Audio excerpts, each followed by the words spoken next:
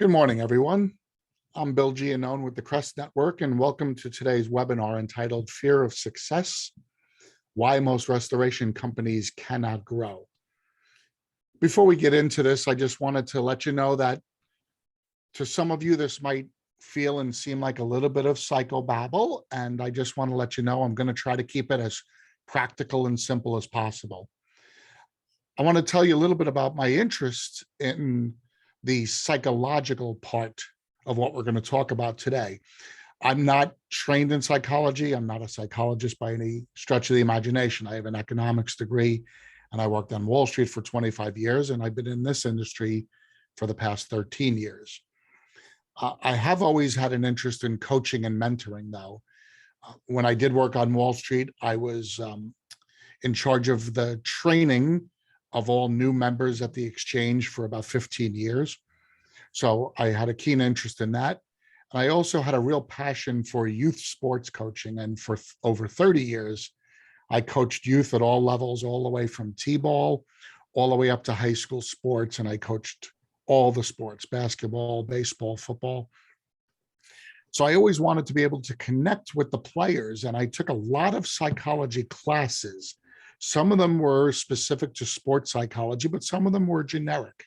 And I just wanted to know the things that made people tick and the things that made someone with the same or even lesser abilities more successful than another one, especially in the sports world. And some of the things I found out have led me to being able to put together this webinar for you guys about fear of success and how it relates specifically to all of us as business owners.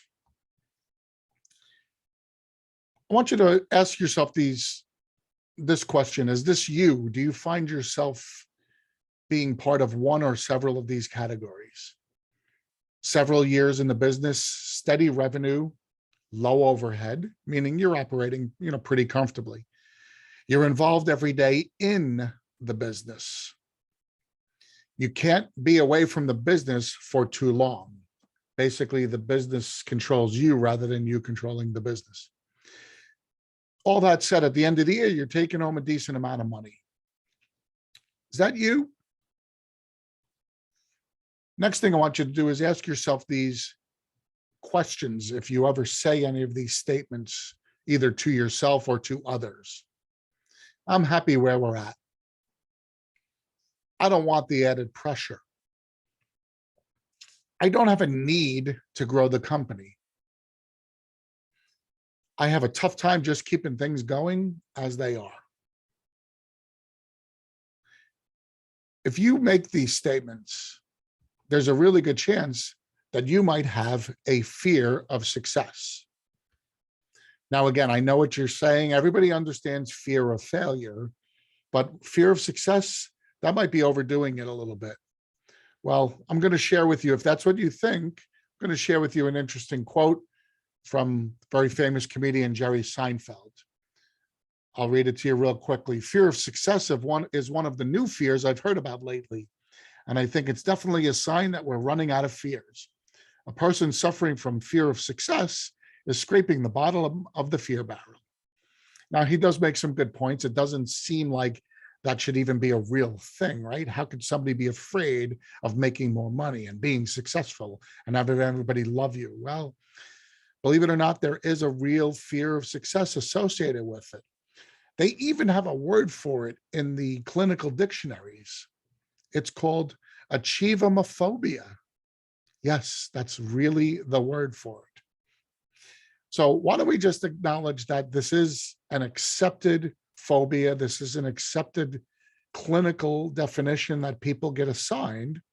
And why don't we talk about some of the things? First, we're going to talk about some of the characteristics about fear of success.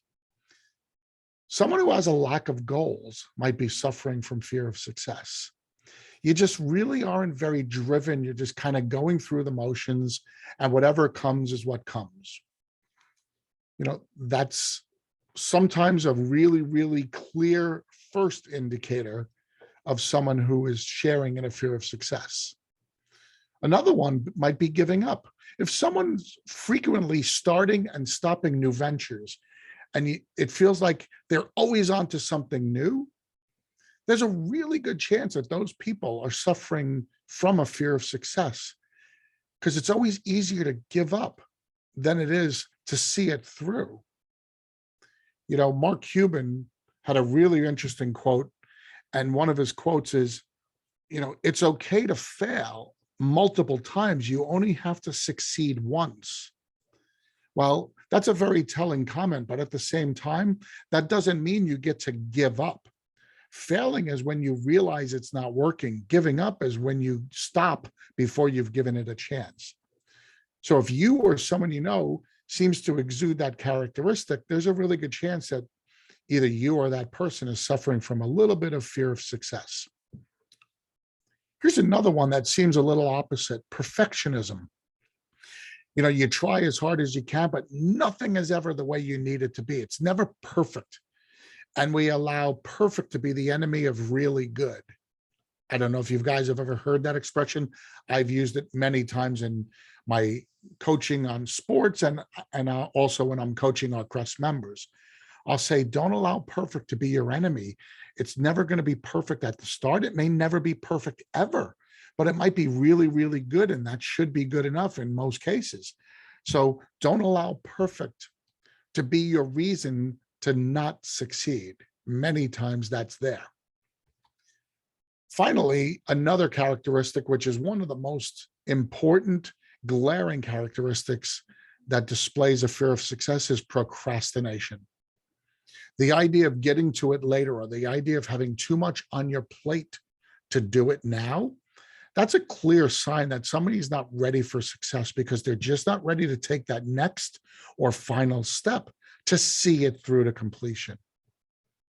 There's an extremely famous motivational speaker named Dennis Waitley. Dennis Waitley is actually in the Speechmakers Hall of Fame. And yes, there is such a thing. But he's an older gentleman now. He's in his mid to late 80s, but he's been a motivational speaker, a corporate guru for many, many decades. And he's got a famous quote: procrastination is the fear of success. People procrastinate because they are afraid of the success that they know will result if they move ahead now. Because success is heavy, carries a responsibility with it, it is much easier to procrastinate and live on the someday I'll philosophy. Very, very interesting. Take a second to really absorb that.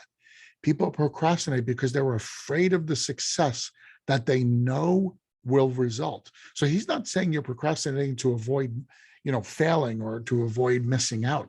He's saying you really are procrastinating because you know it's going to work. And that's a true fear of success. So let's understand that and think about that as we move forward. Let's talk about a few identifying factors now in regards to fear of success.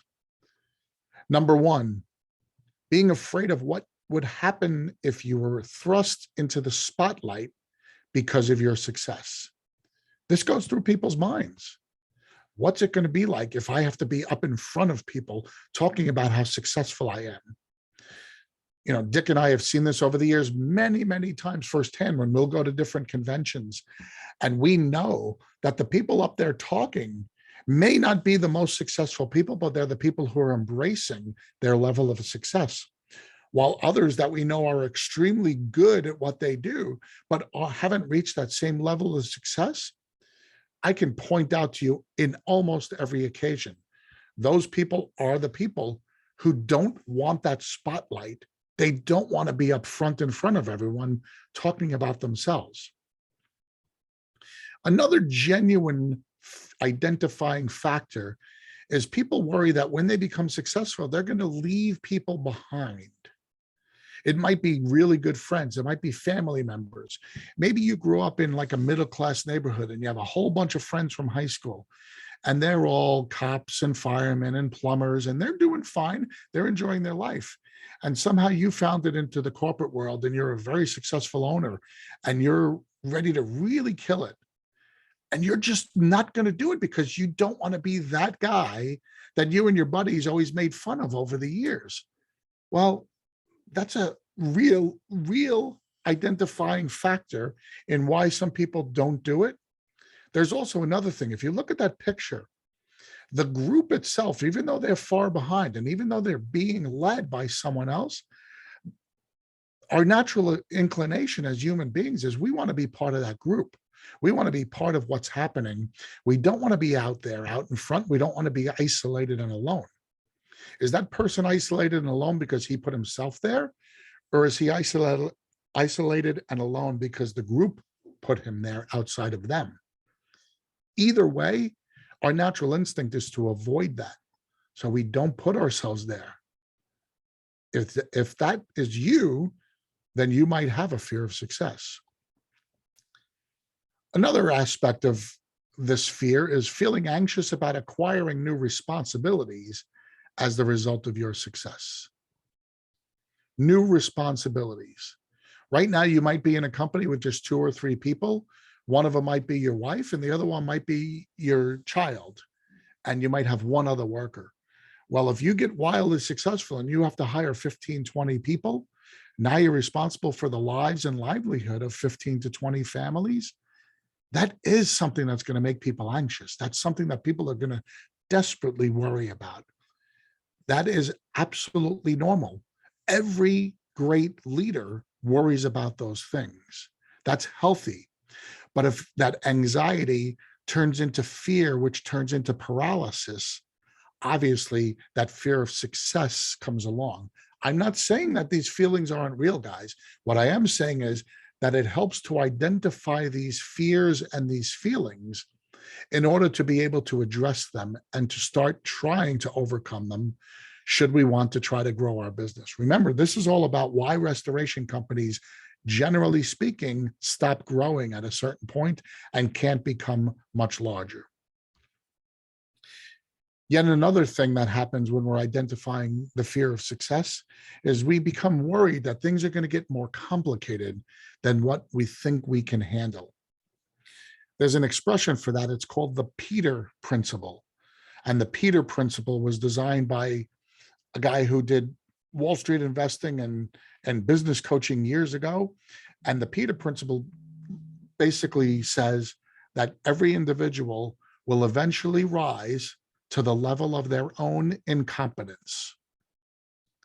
That the human instinct, the human nature, and business's nature is to keep promoting somebody when they're doing something really well, and we finally put them into a spot when they're not doing something well at all, and that's where they end up staying. We never demote, we never promote past that. So the Peter Principle puts us into the position where we are literally at a level of incompetence. That's a fear that people are going to get. The more successful I get, the more they're going to move me up. And I know I can't do that next thing they want me to do. Well, do you really know that? Or are you just fearful that you're going to get to that spot where you're going to be exposed? That's really, really important. I now want to talk about some technical terms. Again, I want to stay away from getting too technical, but I'm going to bring up some technical terms and bring them into really simple focus for us so that we can discuss this in an honest, open way as we move forward. There's a technical term called imposter syndrome. It's what we were talking about just now. People who experience success fear that their achievements are undeserved or that they're not as good as other people in their field. It's very important to understand imposter syndrome. You don't want to absolutely put yourself out there because you think others are more deserving. There's another thing that you can look at it. You feel like a phony. You only got there through dumb luck. At any moment, you're going to be found out to be a fraud. That is imposter syndrome. There are so many of us who are really, really talented individuals who could be wildly successful. And I'm not talking about just money. I'm talking about anything in your life. You could succeed in anything you want to do. And you're just not doing it because of this fear that if somebody catches on to you, you're really not as good or you're really not as smart as you're making it out to be. You understand that that's not real at all. Nothing about that is real. That's all in your own head. Because if you're successful, especially if you're wildly successful, you deserve all of that praise and adulation and respect. You're not going to get found out unless you're doing something illegal or unless you're cheating. Then we're talking about something different. We're talking about honest, hard work here. If you're putting in honest, hard work and you're able to overcome this imposter syndrome, you're going to go very far. There's another phrase, technical phrase, called self-handicapping. People who fear success place obstacles in their own path that decrease their chances of doing well. They also call this self-sabotage. In effect, they sabotage their own efforts. So in this case, the gentleman with the handcuffs on actually placed the handcuffs on himself. They place obstacles in their own path. Now, how on earth would we be able to do that? Well, we might do things like, if we're a company that's doing 10 water jobs a month, we might say to ourselves, you know what, this year I'm going to do 50 water jobs a month. That would be a self-handicapping or a self-sabotage. That would be impossible to do. It's almost, I don't know of any company who's able to sustain that kind of growth without really suffering. So that would be impossible to do. Yet if you told yourself that that's your goal and you don't achieve it, you just sabotage yourself by giving yourself an unreachable goal. That would just be one stupid example. There are lots of other everyday examples of how we do that. We don't go out and buy more equipment. We don't learn. We don't train ourselves. We don't reach out and ask for help. Those are really, really important things that you guys make a conscious effort every day, in many cases, to avoid doing. So you're self-handicapping yourself. The last technical term I want to go to is another concept called backlash avoidance. Sometimes we fear success because we anticipate that we're going to suffer through some potential negative consequences, either social, financial, or within our relationships. Instead of pushing forward, we concede to our view of normal. I'm living a normal life right now. I don't want to become wildly successful because then, you know what? My friends are going to cast me out because I'm going to be making too much money, like in our example before. Or worse, they're going to start coming to me, asking me for all sorts of money and favors because I'm going to be the quote unquote rich guy. So I'm going to not be counted anymore in the group. They're not going to invite me out for bowling because they assume I'm not a bowler anymore. Like, that's a silly thing that I'm saying, but those are absolutely real. I'm speaking on some of this from firsthand knowledge, because when I went to work on Wall Street, I was that guy who grew up in a, lower middle class neighborhood in New York City. And most of my friends went on and took blue collar jobs or went to become cops and firemen and had really wonderful lives. And I went to work on Wall Street. And when I went to work on Wall Street, it wasn't get rich quick. That's just not the path. But over the course of years, I was blessed and I was able to get promoted. I did very well for a good number of years. And it became increasingly difficult, even for friends of mine who became engineers and things like that. It became increasingly difficult to keep our friendship because they felt that I was a different person. Now, if I was the type who was suffering from backlash avoidance, I probably would not have been as driven to succeed on Wall Street because I knew what my friends' feelings were, and I knew that I was being drifted apart. So it was a negative social repercussion, but I didn't fear it. I didn't care about normal. I was going to do what I needed to do. But for a lot of people, that is an absolute logical fear. They want to stay, quote unquote, normal. So we have to understand some of that. Okay, guys? All right, we've talked a lot about fear of success. How do we overcome fear of success? There's a couple of simple steps we're going to talk about, and then we're going to talk specifically how it relates to and addresses us as restoration owners. The first one we're going to talk about: acknowledge it exists and address it. Okay. This is no different than most 12-step programs. I'm not a member of 12-step programs, but again, through my psychology classes, I've learned a lot about support groups and how people overcome different things. And one of the things I know is that in these self-help groups, the 12-step programs, let's call it, Many times the first step is acknowledging that you have an issue, and then you're willing to do something about it. So we're going to call step one here basically the same thing. We need to be honest with ourselves. Do we really, really want to grow our company? And you have to ask yourself that in two different ways. You have to logically ask your brain to answer that question.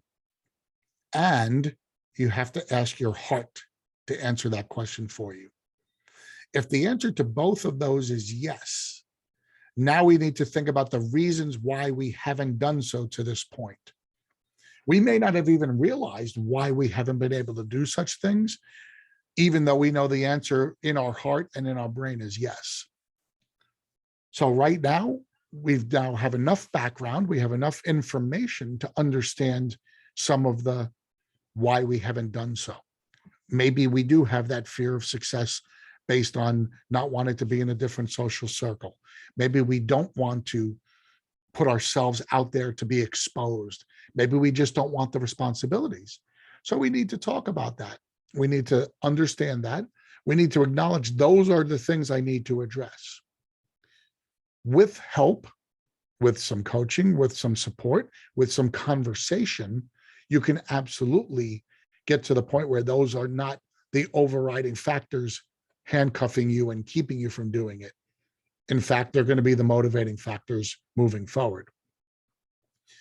Step number two, visualize your success. It's not good enough to say it. You need to see it.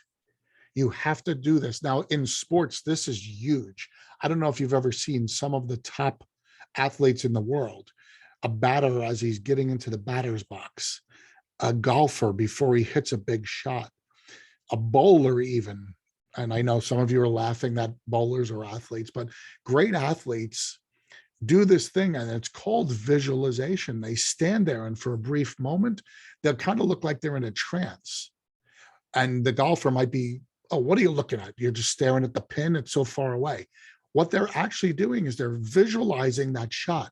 They're seeing themselves kind of in an outer body experience. They're seeing themselves literally taking the club back, following through, and they're following the flight of the ball all the way to where they want it to land on the green. They're putting themselves in a mental frame that allows them to execute. They're removing everything else from their mind. That is visualization. So get a clear picture in your head of what you want your company to look like in 3 years. Okay.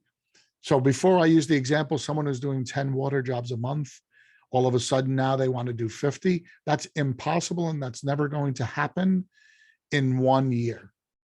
But in 3 years, that's very possible. We can absolutely grow the company from 10 to 20, from 20 to 35, and from 35 to 50. We absolutely could do that over a 3-year span.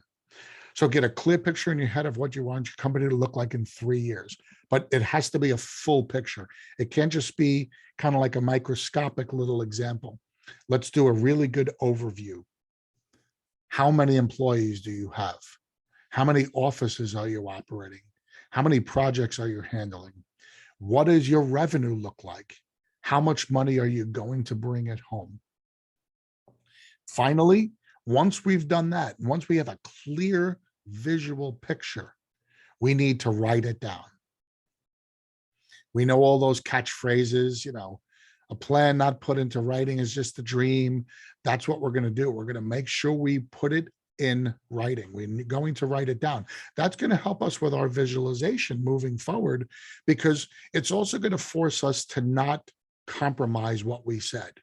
These are really important steps.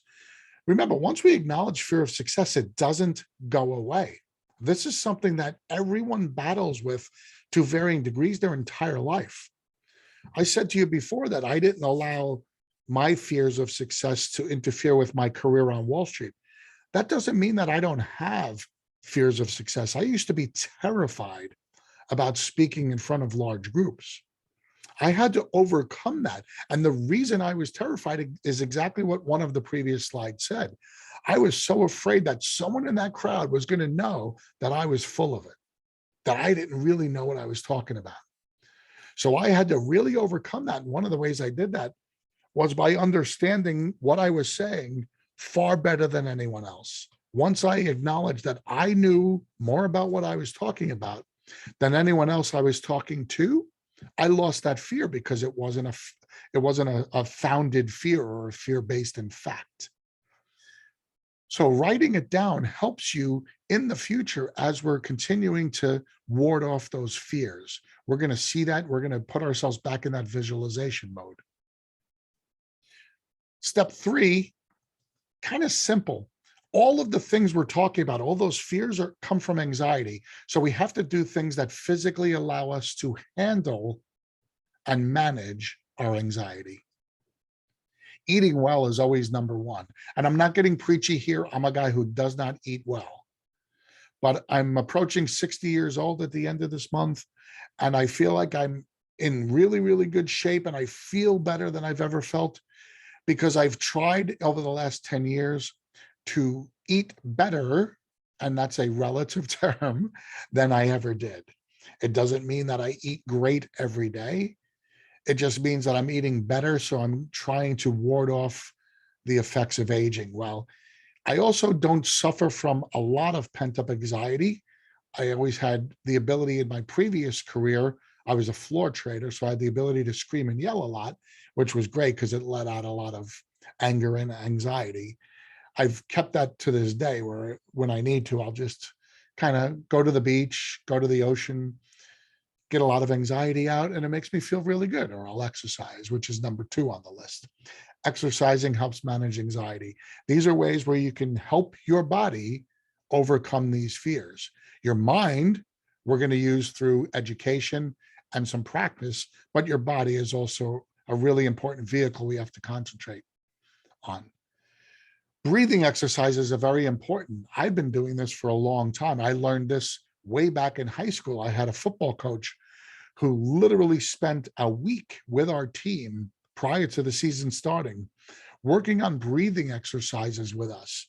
He was trying to help us really keep ourselves under control so that when the big play came or when the fourth quarter in the game came, we didn't suffer from performance anxiety. We were able to control our heartbeat. And, there's an expression that they use, again, if you're into sports, they use an expression where the great athletes allow the game to slow down. For any of you who have ever done any kind of sports and athletics, when you get to a point when it's really nerve-wracking, usually the game gets really fast because your heart's beating and you feel your adrenaline. You can feel your neck bulging as your pulse is racing. And that affects how you're going to perform on the next swing of the golf club or the tennis racket or the next shot of the basketball. Well, athletes who are really well trained and are superior, and usually the winners, are the ones who can manage their stress and manage their breathing to the point where, relative to everyone else, the game is much slower. They see things clearly and they can function, and especially in relationship to like a quarterback, they can see the field much more clearly in those pressure times. People like a Tom Brady, who are incredibly successful over long periods of time, they've perfected that ability. It all starts with breathing. Practice nice, healthy breathing exercises that allow your body to calm down. Socialize regularly. When you're growing your business, guys, it's not about putting 24/7, 365 into it. You need to be as healthy as possible. You need to make sure that when you want to grow this business, that you're mentally and physically capable of doing that. Part of that is understanding that there is a work-life balance. So socialize regularly. Being around other people absolutely makes us feel better. Visualize solving problems every day. This is really important. We understand as we grow, there are going to be issues. Remember, one of the characteristics is avoiding problems, avoiding failure, avoiding disappointment. We want to be able to know that we are going to get problems thrown at us as we grow. We have to visualize the fact that we have the ability to solve those problems. So visualize yourself doing that. Put yourself in the situation where you're going to be able to assess a situation and resolve it. It's really important.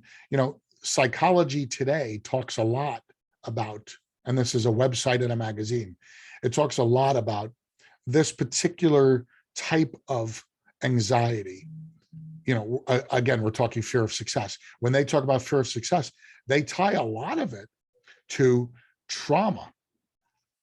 They say the feelings of success, that excitement, that anxiety, are very similar physically to our feelings of trauma. If we, God forbid, get in a car accident or something very bad happens to us when we're younger, and that feeling in our body is kind of the same. We react to stress and excitement the same ways. So once we go through that trauma, we try to avoid that feeling at all costs. And part of that is also that success feeling. So we have to remember, we have to train ourselves. Part of training ourselves is all of these things that we're talking about. Finally, surround yourself with supportive people. This is really, really important. They tell alcoholics, if you want to stop drinking, you can't keep going to the bar where all your buddies are there getting drunk. You might have to change the people you're hanging around with. And usually that entails people who are going to support your attempted sobriety. Well, in business, it's the same thing. If you've been hanging around a lot of people who are sitting there saying, "Oh, you're nuts for even having your own business. Why would you take all those chances? Why would you take all those risks?" Those might not be the best people to keep associating with. You might want to think about surrounding yourself with groups of supportive people. Now, the first inclination for a lot of us is to go to the internet because there's so many of these quote unquote, community support groups out there. There's a ton of restoration groups on Facebook. And I would hesitate to let you go there because as many times as you'll see some really supportive, terrific comments from people, you see just as many tear down comments, people who are looking to beat you up or people who are going to be jealous of your success. So I would avoid that at all costs. I think you need to find yourself a good coach or mentor. And in the restoration field, there are many coaches and mentors who can guide you through some of these anxieties and guide you through some of these phobias without being judgmental and without making it all about them. This isn't an infomercial for the Crest Network. I'm just here to tell you that Dick and I are very, very sensitive to this reality in a lot of business people because we've both spoken very frankly on how it's affected us in our own personal lives. And we stand ready to help all of our different owners and, their staff as we go through these things. It's a very important concept. And I don't think we can lose sight of the fact that it is important to surround yourself with supportive people. So if you're going to hire a coach, it doesn't have to be the Crest Network, but just make sure it's a coach who understands some of these concepts and can help walk you through the everyday perils that you're going to suffer as you continue to grow and succeed. Okay, how do I apply these tips directly to my restoration company? We're going to talk about growing your business. We've now gotten past all the shrink, all the detail, and now we've also gotten past the fact that there are ways to handle it. Okay, so we can address it, accept it, and now we're handling it. Now let's put it into our business. Okay, we're going to grow our business. The first thing we're going to do is we're going to develop SMART goals for growth. Very, very important. Understand you need to develop your goals in a way that makes sense. The SMART acronym is something that's been used for years. It is an unbelievably effective tool. All of the times when I coach and when I mentor our members, years before the Crest Network, when I was helping grow companies, either from inside or as an outsider, these are the things that I worked on. All of our goals have to follow these 5 specific rules. They need to be specific, measurable, attainable, relevant, and time-based. So specific, we need to have specific goals that are set around critical metrics, and we need to create our plan around those. What is your specific goal? You can't just say, I want to be bigger. You can't just say, I want to grow. That's not good. We need to be able to identify, I want to do 50 jobs a month in 3 years. Okay, so let's use that as our specific goal. I want to be a company that does 50 water jobs in 3 years. Okay, it needs to be measurable. We just use that as our specific goal. How do we measure that? Obviously, on a monthly basis, we need to be keeping track of every single project we're doing. It would be great if we could find out how many leads come in so we know what our closing ratios are. It's also great to be able to judge what our average job size is, because the money aspect of our business obviously is going to follow the amount of work we're doing. Maybe your goal isn't 50 jobs a month. Maybe your goal is I want to make $1 million profit at the end of the year in 3 years. Okay, we can say that, but we need to be able to measure that. So we need all those same indicators. Okay, so it has to be measurable. It has to be attainable. I spoke about this before. If you said, I want to be able to do 50 water jobs in a year and you're doing 10 now, that's not attainable. That would not fall under the SMART goal concept. Attainable is 50 water jobs in 3 years. So absolutely that's attainable. So let's make sure we keep it focused there. Relevant. Will your goals contribute to your core values and overarching company mission? Let's say you have really good mission and vision statement, and it's all about being able to be a good steward of your talents so that you can help the people in your community who are suffering from a catastrophic event in their homes. You want to help them get back to their pre-loss conditions, okay? Is going from 10 jobs a month to 50 jobs a month helping that cause? Absolutely.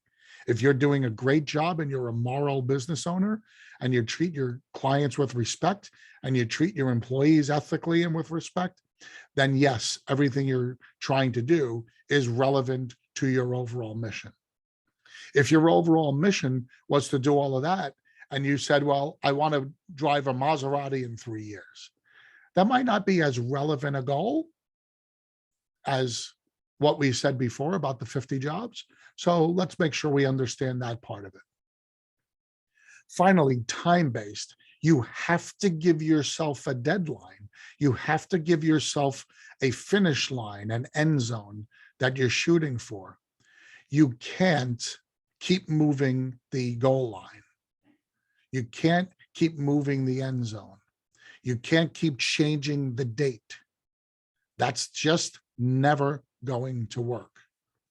That allows things like procrastination and perfectionism to find their way back into your company. You need to have that deadline drop dead, stuck there, so you have no other option but to succeed. Okay? We will continue to talk about this as the coming months come. SMART goals for growth: specific, measurable, attainable, relevant, and time-based. The next thing you must do is you must learn to accept and embrace change. You know, the little cocktail napkin here says, don't be afraid of change. It's going to happen anyway. Seems so simple, but we don't believe that, do we?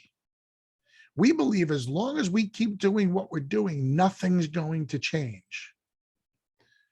Well, if anything that's happened in the last 2 years has taught us anything about our lives, is that no matter what we do, things are going to change. Just 2 years ago, I never thought that we would be doing as many Zoom meetings with our members as we do. Just 2 years ago, I never thought it was going to be difficult to pop into our members' offices because travel restrictions and vaccination requirements are so severe from area to area. That's change. Is it going to change back? None of us really know. So we need to accept that. If we want to grow, not only do we need to accept that change is going to happen, but we need to embrace it. Because if we're growing, we are by definition changing our company. Even if we're just taking everything we're doing and doing more of it and just making the pie bigger, we're still changing. Your warehouse is going to look different because you're going to have more equipment in it. Your trucks are going to look different. Your personnel is going to look different. Your payroll every week or 2 weeks is going to look different. All of those things are going to change. If any of those things are going to upset you or cause you anxiety, we have to learn how to embrace that part of the change. We will deal with it through our coping mechanisms, but we can't sit there and say, I want to grow my business, but I want it to just be the way it is now. That just can't happen, guys. So accepting and embracing change is a simple concept, but it has to be listed here as among the most important things you can do.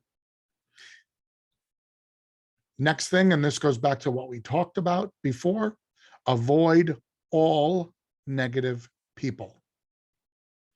This is not just a coaching tip. This is not just a function tip. This actually comes from psychology magazines. Negative people have two goals. Negative people, their first goal is not to be negative. Their first goal is to feel good about themselves. The problem is the way they feel good about themselves, the only way they make themselves feel better is if they beat you up. If they can knock you down, they feel like they are higher on the totem pole just from a relevant standpoint. Relevant to where you were, they've moved up because they've moved you down. That's the concept of negative people. The other goal negative people have is they don't want others to succeed because then they can never be judged a failure. Especially if you're trying to be more successful. You know, they always say it's better to have tried and failed than never to have tried. Negative people don't believe that. Negative people, they protect themselves by saying, oh, look at that idiot. Look what he did. He tried and it didn't work out. See, I'm so smart. I didn't even try because I knew it wouldn't work. Where are they? They're in that fear of success mode. They're going to infiltrate you with that fear of success again if you allow them to. So you have to avoid all negative people.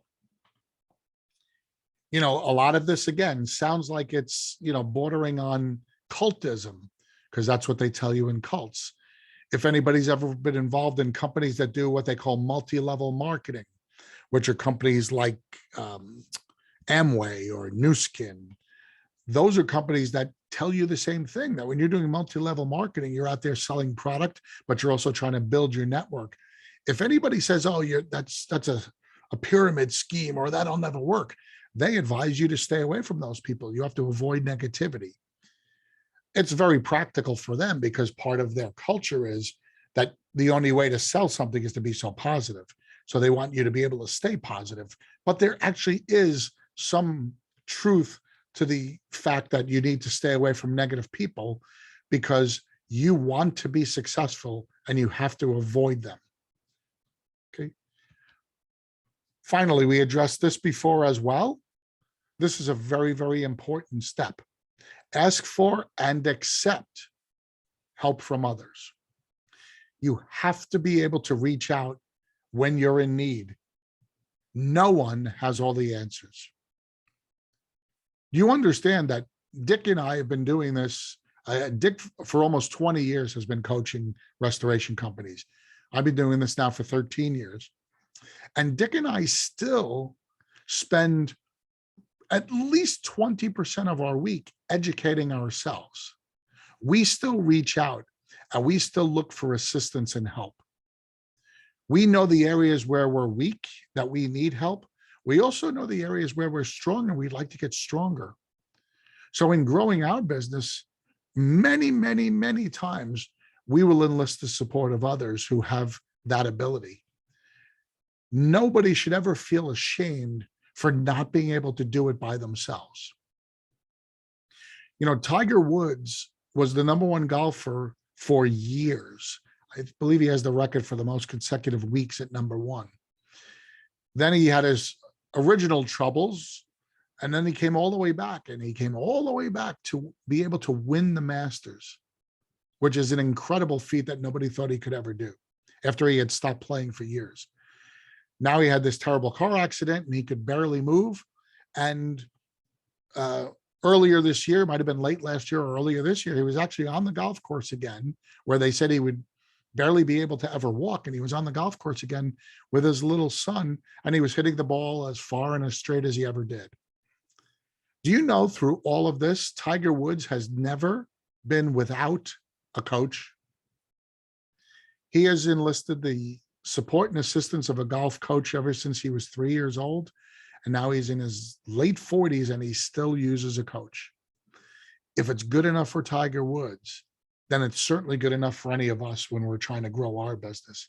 So please make sure you reach out and accept help from others. If it's something as simple as, I just don't know how much equipment I need, reach out to someone who's already as big as you want to be and say, hey, what does your equipment count look like? If it's something about your financials, reach out to me. I spent all those years on Wall Street. I understand back and forth how to look at financials in a business. Maybe you're not sure if you have enough cash to be able to grow your business. I can help you with that. Maybe you're not sure what to do with all your profits. I can help you with that. Maybe you don't know how to grow the business in terms of going from 10 to 50 and how you're going to get that many phone calls. Well, obviously, that's what Dick has been doing for 20 years. It's never a bad thing to reach out and ask for help. If it's not the Crest Network, we can even steer you to others. If it's something specific that we can't help you with, we can steer you to others who can help you out. If you don't want to use the Crest Network and there's somebody out there, feel free. Please reach out. It's only going to solidify your ability to grow and to overcome that fear of success. On behalf of Dick Wagner and everybody here at the Crest Network, I want to sincerely thank you for spending your morning with me. And if there's anything we can do, please reach out. We are www.thecrestnetwork.com. You can contact us there. You can see all of our different offerings. And we look forward to hearing back from you real soon. Again, thank you so much. You guys have a great day. Bye-bye.